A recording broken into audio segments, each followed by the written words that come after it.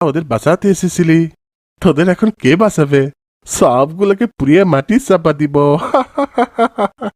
আমাদের ছেড়ে দিন, দয়া করে ছেড়ে দিন। আমরা আর কখনো এখানে আসবো না। পিকনিক হবে, পিকনিক, মস্ত বড় মাছের পিকনিক। দানব মাছ কে কে খেতে চাও, তাড়াতাড়ি চলে আসো। Picnic picnic. এই মাছটা যে কত কেজি হবে! কত বড় মাছ, মাশাআল্লাহ! আমি কখনো এত বড় মাছ দেখিনি এর আগে। আমি তো ভাবতেই পারছি না আমার বড়শিতে এত বড় একটা মাছ ধরেছে। তুমি আমাদের পিকনিকের জন্য এত বড় মাছটা না দিলেও পারতে ভাই। আমি হলে তো বাসায় নিয়ে যেতাম। কিন্তু ভাই, আমাদের এই মাছ ধরতে আসার আগে কিন্তু একটা শর্ত ছিল, মনে নেই? হ্যাঁ ভাই, মনে আছে। আমরা আজ সবাই মিলে বড়শিতে মাছ ধরবো। যার মাছ সব থেকে বড় হবে সেই মাছ দিয়ে পিকনিক করব। বাকি মাছ যার যার বাসায় দিয়ে দিব। এটাই তো শর্ত ছিল। তাহলে আমি তো শুধু কথা রেখেছি। তুমি কথা না রাখলেই বাকি হতো। কেউ কি জোর করে তোমার মাছ কেড়ে নিতে পারতো? কথা দিয়ে কথা না রাখা মুনাফিকের লক্ষণ। তুমি কি ভুলে গেছো মুনাফিকের স্থান জাহান্নামের সর্বনিম্ন স্তরে হবে? তাই বলে এত বড় মাছ ধরেও লোভ হলো না তোমার? আমি মুনাফিক হয়ে জাহান্নামে যেতে চাই না ভাই। ভাই, মাছটার পেট এত ফুলো কেন? ওর পেটে কি আরো মাছ আছে? ওর পেটে মনে হয় অনেক খাবার আছে। তারাও তোর পেটটা কেটে দেখি। সাবধানে কেটো ভাই। ভাই, মাছের পেট থেকে এটা কি বের হলো? নিশ্চয়ই গুপ্তধন। আমার দাদু গল্প করেছিল, যেসব মাছ অনেক বড় পুরাতন সেসব মাছের পেটে গুপ্তধন লুকানো থাকে। অনেক দামি গুপ্তধন। কি বলছো ভাই? এটা আবার হয় নাকি? হ্যাঁ ভাই, অবশ্যই হয়। দাদু আমাকে এরকম অনেক গল্প শুনিয়েছেন। তুমি তো বড়লোক হয়ে যাবে আবু বকর। আরে থামো তো, খুলে দেখি আগে। ভাই, এটা তো একটা চিঠি মনে হচ্ছে। ধুর, আমি তো ভেবেছিলাম গুপ্তধন। তাহলে আর কি হলো? কি লেখা চিঠিতে? পড়ো তো শুনি। যে আমাদের এই চিঠিটা পাবেন, দয়া করে আমাদের বাঁচান। বনদস্যুরা আমাদের আটকে রেখেছে গহীন বনে। নদীর পাশে একটা বিল্ডিংয়ে আমরা বন্দি আছি। কোনো দয়াবান ব্যক্তি যদি এই চিঠিটা পড়ে থাকেন তাহলে আমাদের উদ্ধার করুন। আমরা অনেক বিপদে আছি। ওরা বলেছে আমাদের ওরা জবাই করে নদীতে ফেলে দিবে। আমরা খুব গোপনে এই চিঠিটা লিখে বক্সে ভরে নদীতে ফেলে দিলাম। যদি কেউ চিঠিটা দেখতে পান, আমাদের উদ্ধার করুন দয়া করে। ভাই, এটা তো খুব ভয়ানক ব্যাপার। এখন কি হবে তাহলে? নিশ্চয়ই এই চিঠির বাক্সটা মাছ খেয়ে ফেলেছিল। আমাদের ওদের উদ্ধার করা উচিত।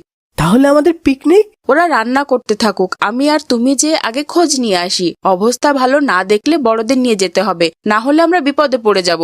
ঠিক আছে, চলো যাই। বন্ধুরা, তোমরা রান্না করতে থাকো, আমি আর আসিফ খোঁজ নিয়ে আসি। সত্যি সত্যি বনদস্যু কাউকে আটকে রেখেছে কিনা দেখে আসি। যদি আমরা ফিরে না আসি তাহলে আমাদের বাবা মাকে যে সব ঘটনা বলবে। আমাদের জন্য দোয়া করবে, আমরা যেন সহি সালামত ফিরে আসতে পারি। বিদায় বন্ধুরা, আসসালামু আলাইকুম। আমরা চিনবো কি করে ভাই?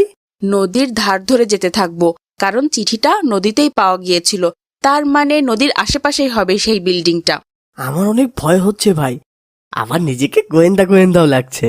ভয় পেও না, আমরা তো শুধু খোঁজ নিয়েই চলে আসব, পরে না হয় পুলিশ নিয়ে যাব। ভাই, আমার তো মনে হচ্ছে ওটাই সেই বিল্ডিং, নদীর পাড়ে। হে ভাই, কিন্তু ওই লোকগুলো কি করে? চুপ করো, দেখি, বোঝার চেষ্টা করি। একজনকে দেখে তো মনে হচ্ছে বনদস্যু, আর একজন তো আমাদের মতন সাধারণ মানুষ মনে হচ্ছে। হ্যাঁ ভাই, ওইদিকে যাওয়া এখন আমাদের ঠিক হবে না। আগে বোঝার চেষ্টা করি ওনারা কি কথা বলছে। কি খবর দস্যু মহারাজ, কেমন আছেন? আপনি যেমন রেখেছেন মালিক, আপনি ভালো রাখলেই তো আমরা ভালো থাকি মহাজন। ভালো বলেছেন দস্যু মহারাজ, আপনার লাস্ট পেমেন্টটা করতে এসেছি। সব আপনার মর্জি মহাজন, আপনি তো আমার রিজিকের মালিক। যতদিন গাছ দিতে পারবেন ততদিন রিজিক পাবেন। প্রচুর গাছ কাটতে হবে। এই পুরো জঙ্গলে সব গাছ আমার চাই। পুরো জঙ্গলে শুধু টাকা আর টাকা। সব গাছ আপনি পাবেন মহাজন, তবে একটা সমস্যা আছে। কি সমস্যা? বন কর্মকর্তা ঝামেলা করেছিল, আমাদের নাকি অবৈধ গাছ কাটতে দিবে না। ও তার পুরো পরিবার শুদ্ধ তুলে নিয়ে আটকে রেখেছি। ও তার কি করবো বুঝতে পারছি না। এটা নিয়ে এত ভাবার কি আছে? পুরো পরিবার কেটে মাটি চাপা দিয়ে দিন। এই জঙ্গলে আর কে খুঁজে পাবে বলেন? আমি আপনার অনুমতির অপেক্ষায় ছিলাম। আজ রাতেই ওদের মাটি চাপা দিব, চিন্তা করবেন না। ভাই, তুমি কি কিছু বুঝতে পারছো? কি ভয়ানক! বনদস্যুরা অবৈধভাবে বন কেটে উজাড় করে দিচ্ছে, আর সেই গাছ কিনে নিচ্ছে ওই মহাজন। আর গাছ কাটার বাধা দেওয়াতেই বন কর্মকর্তার পুরো পরিবারকে আটকে রেখেছে দস্যুরা। আজ রাতে তাদের খুনও করবে। হায় আল্লাহ, কি ভয়ঙ্কর ব্যাপার। ভাই, এটা অনেক ভয়ানক ব্যাপার। আমাদের এখানে থাকা উচিত হবে না। বড়দের নিয়ে তারপর আমাদের আসতে হবে। আজ চলো যাই তাড়াতাড়ি, এখানে থাকাটাই রিস্ক। তোরা তো যেতে পারবি না রে নাবালক শিশু। সব জেনেই যখন ফেলেছিস তখন তো তোদের মারতে হবে। তোরা বেঁচে থাকলে আমরা যে বাঁচবো না। আমাদের ক্ষমা করে দিন, ভুল হয়ে গেছে, আমাদের ছেড়ে দিন। ছেড়ে দিব, তবে সেটা আগুনের মধ্যে। চল তাড়াতাড়ি, তোদের আর বাঁচানোর কেউ নেই এখন।